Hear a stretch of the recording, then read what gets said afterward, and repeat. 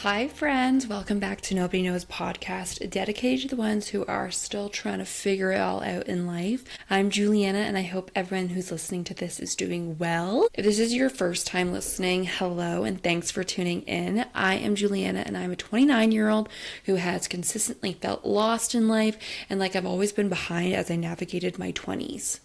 I created Nobody Knows to share my experiences and insights in hopes that we can relate to one another and to normalize that we're all just doing our best to find our way and figure life out. And we also have guests on here from time to time to spice things up, offer a new perspective, insight, again, of just figuring it all out. If you have been loving this podcast, make sure you're listening on Apple Podcasts and Spotify. And lastly, I would love your feedback for Nobody Knows podcast. And the best way to show your support is either through a 5-star review.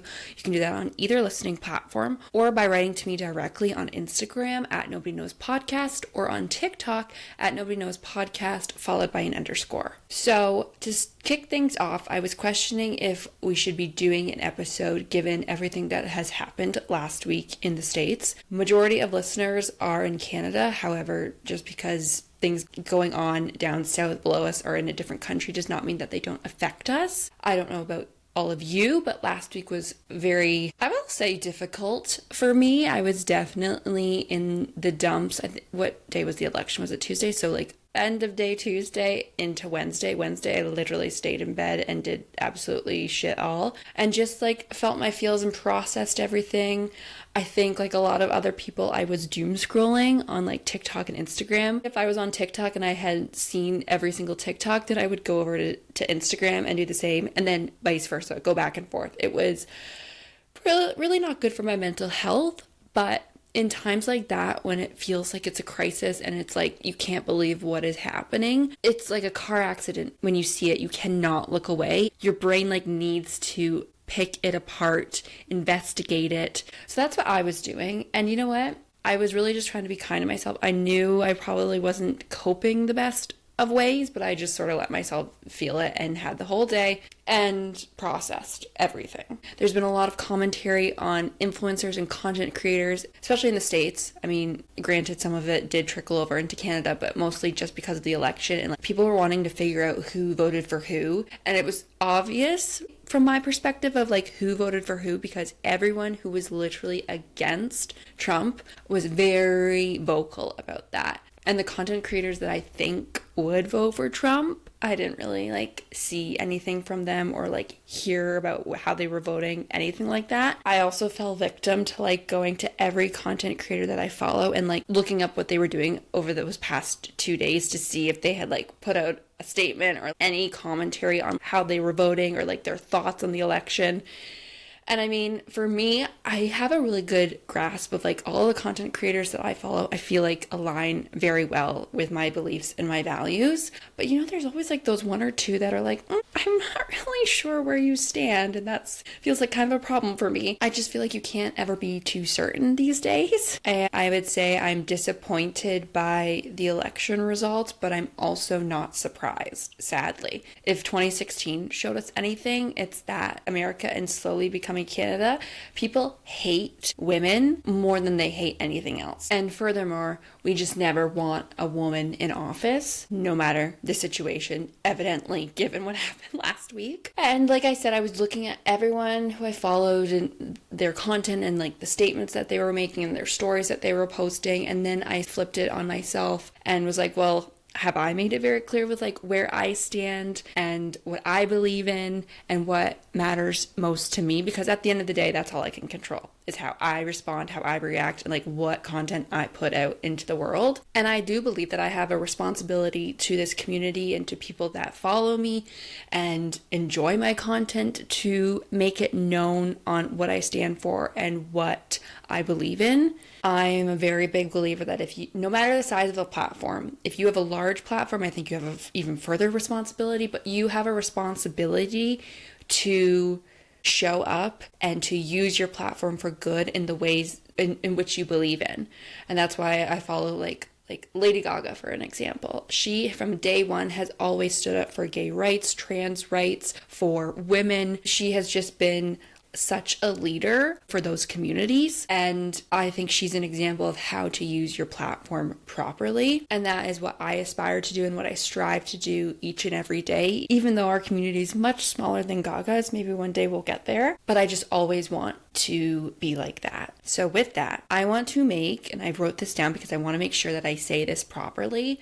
I want to make it abundantly clear when I say this that I stand for everyone, specifically women and trans folks, to have full autonomy over their own bodies. I support whatever their choices are. Secondly, for anyone who is a victim of sexual violence or assault, I believe you. You are probably feeling a lot of emotions, and I'm even going to get a little choked up right now, like seeing someone like that get elected and have the highest position of power in the United States. It's kind of like a slap in the face. Actually, it is a slap in the face, a huge slap in the face. And you are also probably feeling extremely scared to come forward or even think about coming forward now with your story. So I just wanted to say that I believe you. And I'm always here to believe you and to be a shoulder you can lean on should you need it. Thirdly, I champion gay rights and gay marriage and literally believe that anyone and everyone, if they are in love or for whatever reason they want to get married, you should be able to get married. And lastly, Nobody Knows podcast was built on this mutual understanding that we are all lost in life and that nobody's experience is lesser or greater than the next, that we are all created equally. And for anyone who's listening right now who is scared and is unsure of the future and where things are going to go, you are safe here. Listening to this podcast, you are safe. I see you. I hear you. I am your friend. We are in this together and you are not alone. Whew. I'm going to need to take a little bit of a drink. Take a breath. Okay, so let's move in to a journal prompt. As I mentioned, every episode we do something along these lines. Sometimes we'll review a Reddit submission from a stranger that they may be struggling and going through a life experience, but it might help any of us listening to this. Other times we'll hear from listeners and their life experiences. My DMs on socials are always open if you're ever wanting to be on the pod. Write to us. Let's hear what you're going through and let's share it with everyone. And sometimes we just need to do internal reflection, so we're going to do a journal prompt today. Given again that last week was quite emotional, I feel like it's always good to get those emotions and thoughts on paper or just speak them into existence to like literally release them and rid them from our minds. So the journal prompt is in keeping with today's topic. I asked you all on Instagram, with there being less than 2 months left in the year, which is bonkers. I wanted to know what y'all wanted to hear, and 33% of you said you wanted more episodes on relationships and specifically friendships. So that's exactly what we're going to do today. So the journal prompt is, what are the most valuable lessons you've learned from your best friends? I reflected on this and there's a lot. I have so many life lessons from my best friends, but I think the biggest one that has put me out of my comfort zone is being adaptive and open to change. I've mentioned this time and time again. I'm a Taurus. I'm stubborn.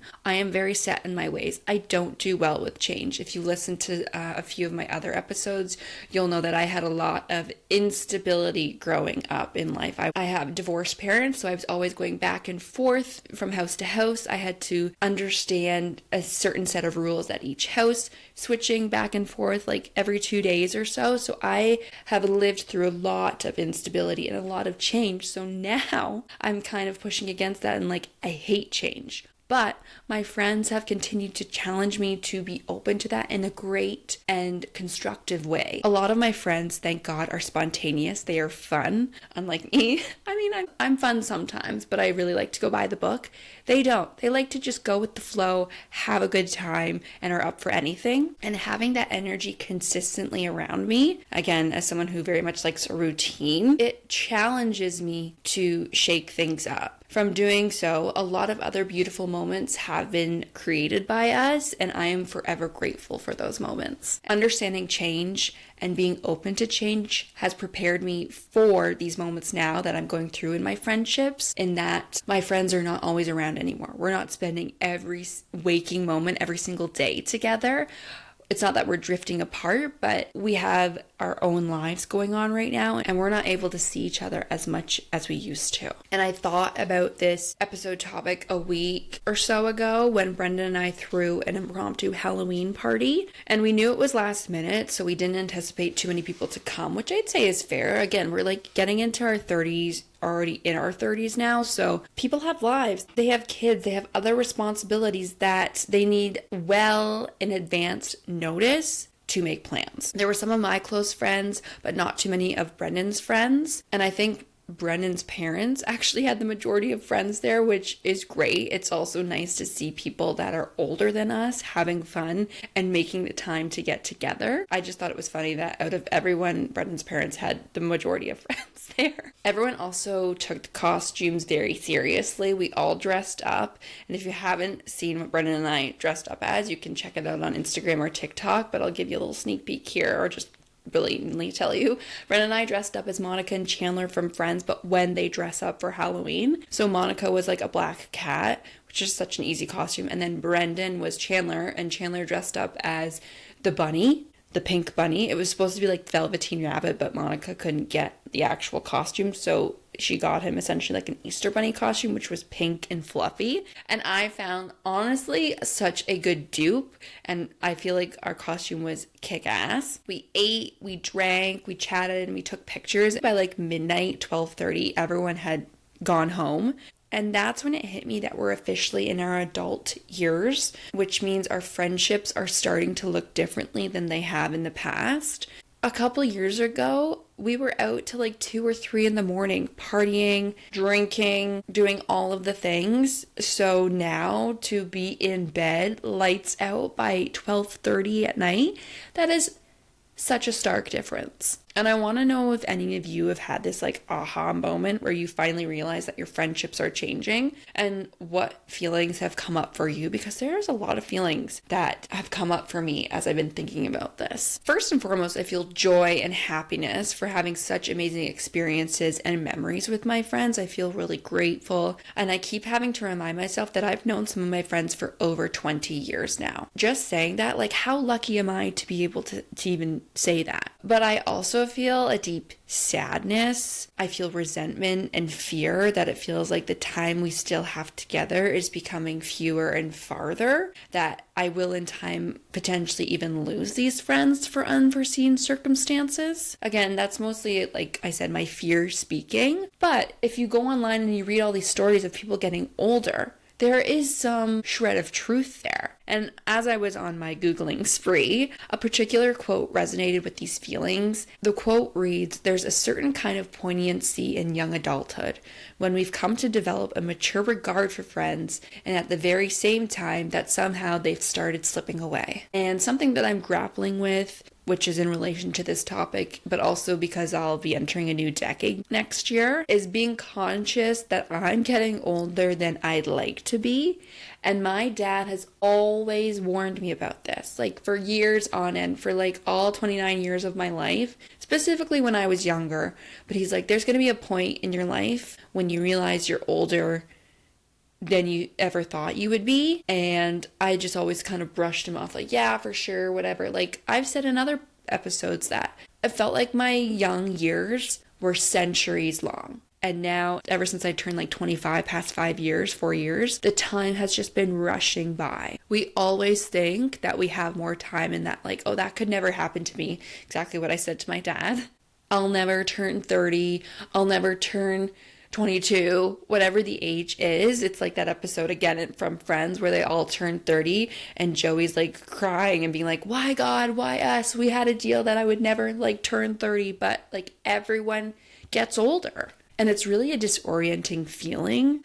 I acknowledge that I'm 29, but I still feel like I'm 18. Even though so many years have gone by since I was 18, my brain, for whatever reason, just cannot accept the fact that I'm not that age anymore. And it wasn't just our Halloween party that made me realize my friendships are changing. Everyone has hit the point now where big life moments are happening. People are getting married, people are getting promotions, moving away for work, having babies, buying houses, switching their careers. We have other people in our lives who are unfortunately more important than our friendships, and a higher priority on the list of the relationships that we have. I'm going to get super vulnerable here now. I think it's good to talk about our fears and what we are afraid of, because when we do talk it through, we get through it, and we do find that, okay, sure, there's maybe a small chance that could happen, but like the likelihood of those fears coming true are like slim to none. But my biggest fear is, as me and my friends progress and we form our own families and have all these responsibilities, like I said,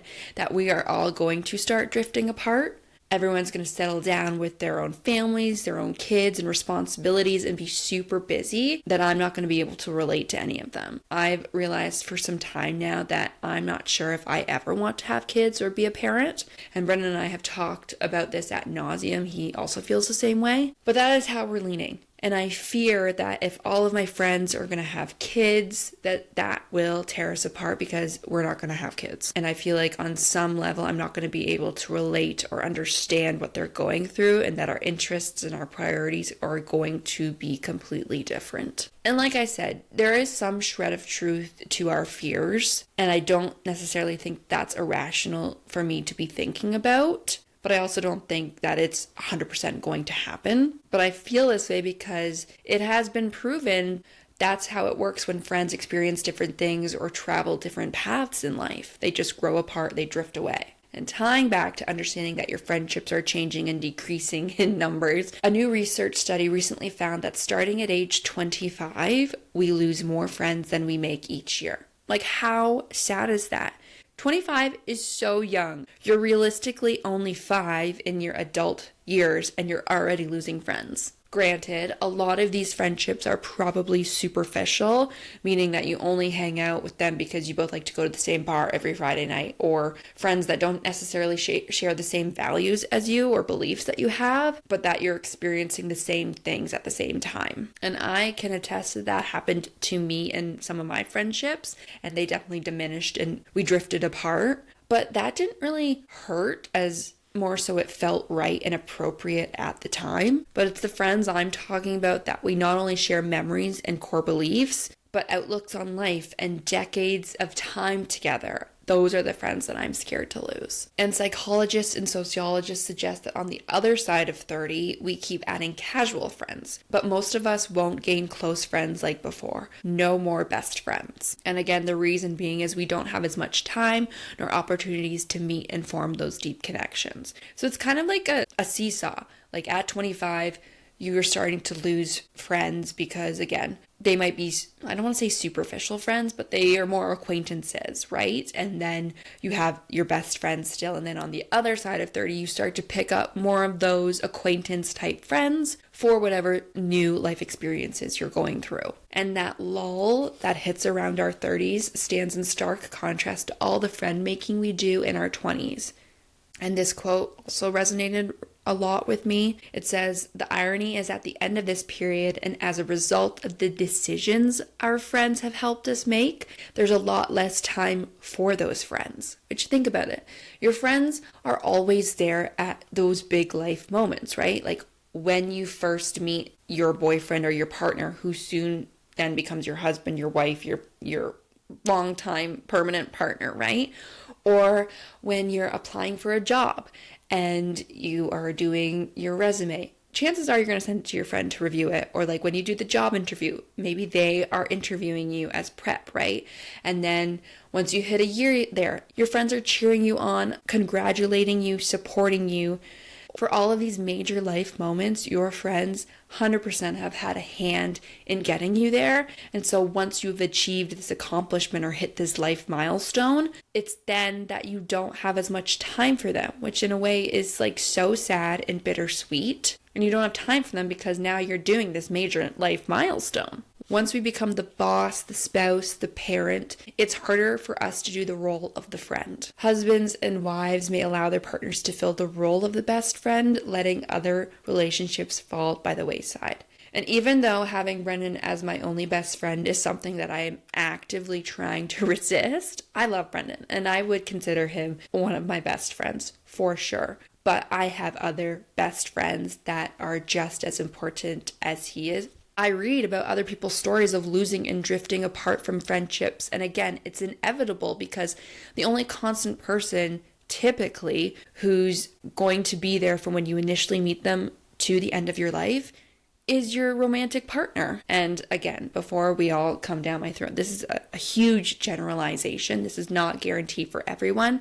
And I don't want my single friends listening to this, and furthermore, friends who want to remain single, think that they're going to be alone forever, or that on their deathbed, no one's going to be there for them. That is not true. I only share this to demonstrate that this can happen. And I am also of the mindset that we do have some level of control in this, that this is possible to continue and maintain best friendships. So there's a few things we can do to maintain our existing friendships, but also even beat the odds and make new best friends. If we want to keep our existing friendships, it's important to remember that we can only control ourselves and our reactions. There is certainly a risk that you can both drift apart, but as long as you've tried everything to continue building the connection and advocating for your relationship, you can't be hard on yourself should the relationship disintegrate. First and foremost, you need to continue to invest time and effort in strengthening your bonds with your remaining friends that still energize you, that still have benefit to you and bring something to the table for you. Like I said, it's definitely going to be harder. We seem to have less time as we get older, but that doesn't necessarily make it impossible. Just plan. What's that saying? If you fail to plan, then you should plan to fail. Something like that. And also challenge yourself to stay active and engaged with the most aligned activities and people. As I mentioned, I am scared for when my friends will have children of their own because I'm afraid I won't be able to relate. But that's like my issue. I need to get over that and still make sure that I take interest in their children and the experiences that my friends are going through. And secondly, if you feel out of whack trying to nurture these existing connections, why not reach out to old friends? That way you're not starting from scratch and the feelings and the dynamic is familiar and easier to build on. There's a caveat with this one though. Perhaps don't reach out to old friends where the relationship ended for a reason. Maybe they were a bad influence. Maybe you were a bad influence. For whatever reason, as long as you genuinely want to reconnect and think that they'd feel the same, reach out to them. If you're interested in attempting to expand your circle and make new friends, it's important to consider those of us who roll deep with long distance best friends or even friends that live in the same city, but they feel like long distance because it takes 3 months in advance to plan something with them. And then you all defer to texting for those 3 months or those long periods of time when you don't see them. Any potential new friend who you're considering is up against a pretty high bar, and I think you should be very mindful of this when you are making new connections. We can get stuck in a rut of maintaining old or long distance friendships digitally, but at the end of the day, you need to see friends in person. We also tend to measure our new potential friends against our existing best friends, which is not a fair thing to do if you're trying to form a new connection. And remember, each friendship looks different. Even think about your existing best friends. Chances are all of those friendships are very different or have nuances to them. If you're going to measure these new connections to your existing best friends, you're essentially doing yourself a disservice because you're not being able to explore this connection fully and you're measuring it to if it aligns or relates to your existing connections. I think we also forget that it takes time to build a new connection. It's kind of like dating. Everyone's so judgmental in the beginning. They don't really let things flourish or develop. Sure, there are red flags and those need to be nipped in the bud, but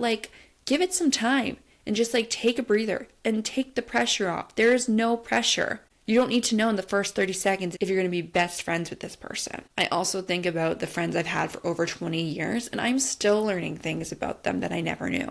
You also have to give people a chance. People grow on you. It takes time. Sometimes first impressions aren't the best. I know that they are important, but sometimes they're not great. So give people the chance and the benefit of the doubt. And that is definitely something we tend to do, is just jump to conclusions or make assumptions because we are short on time and we feel like we don't have the energy or the effort to put time into these connections. And like I said, tying back to my example, if down the road my friends all have kids and families, I shouldn't not be their friends because their lives look different than mine. I need to give that new stage of our friendship a chance to flourish and figure out where I fall into this. The same goes for new friendships that you're forming. Also, it's important that we keep at it. Again, it can be so discouraging making new friends, especially as we're getting older, because it's just really freaking difficult. But keep at it. If you want it, keep putting in the effort. And making new friends keeps us engaged in our own identity. Without getting to know other people, it's harder for us to know ourselves. Old friendships can sometimes limit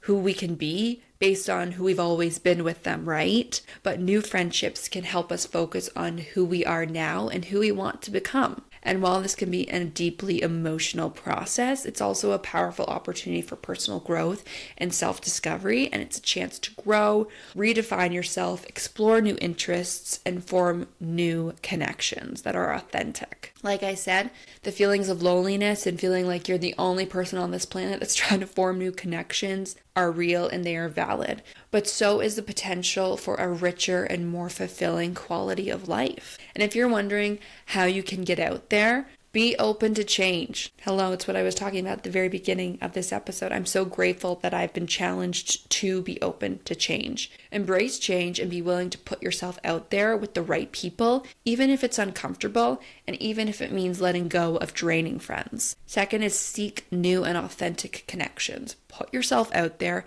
and make new friends who bring out the best in you in this new phase of your life. And lastly, turn it inwards and practice self-care. Take care of yourself and make time for activities that bring you joy. I said in episode 4, I believe, when you look good, you feel good, and when you feel good, you do good. That is what my grandma always said, and it still rings true. When you're on top of your game and moving and grooving and having the time of your life, people take notice, it's infectious, and they are probably going to want to be your friend.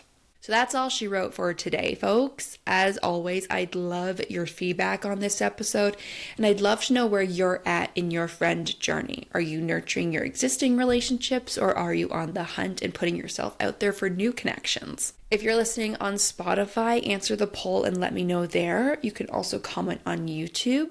Or if you're listening on Apple Pods, reach out to me on Instagram because I'd love to know where you're at. Finally, I will leave you with this reminder that you are worthy of meaningful connections, no matter if they're old or new, and no matter what phase of life you're in. You deserve to have support and people in your corner, and I am very grateful to say that I am one of those people. If you enjoyed this episode, please share it with your best friend or maybe a new connection that you are developing. And make sure you're following on Apple Podcasts, YouTube, and Spotify. And let's connect on Instagram at Nobody Knows Podcast and on TikTok at Nobody Knows Podcast, followed by an _.